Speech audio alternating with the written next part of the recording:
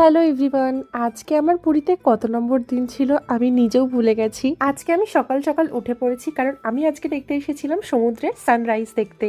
তো আজকে দিনটা ছিল একটু মেঘলা, তো ভালোও লাগছিল, সুন্দর হাওয়া দিচ্ছিল। সমুদ্রের ধারে অলওয়েজ অবশ্য হাওয়া দেয়, কিন্তু আজকে ওয়েদারটা একটু ছিল অন্যরকম। একটু সময় যেতে যেতে সূর্য উঠে গেছে, আর এত সুন্দর লাগছিল, এখানে উঠছিল। আর আমরা সমুদ্রের ধারে সকাল সকাল ম্যাগি খেতে বসে গেছিলাম। মানে এখানে আমি যে ক্লিপগুলো দেখাচ্ছি এগুলো হয়তো কখনো আগের কখনো পরে, আমার ঠিক দিনগুলো মনে নেই যে কবে আমি ধ্বজা ওড়ানো দেখতে গেছিলাম, কবে আমি সকালে সানরাইজ দেখতে গেছিলাম। আর কখনো কখনো তো এমনও হয়েছে যে আমি ভিডিও তুলতেই ভুলে গেছি। আর আজকে এই সময়টা ছিল বিকেলের সময়, আমি এসেছিলাম ধ্বজা ওড়ানো দেখতে প্রথমবারের মতন।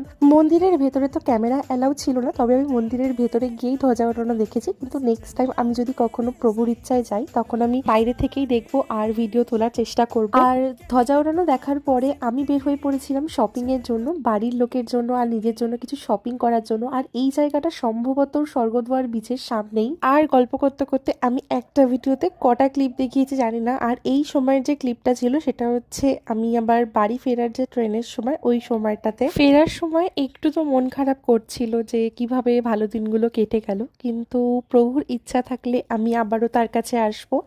তো এখনের জন্য টাটা, দেখা হচ্ছে আবার।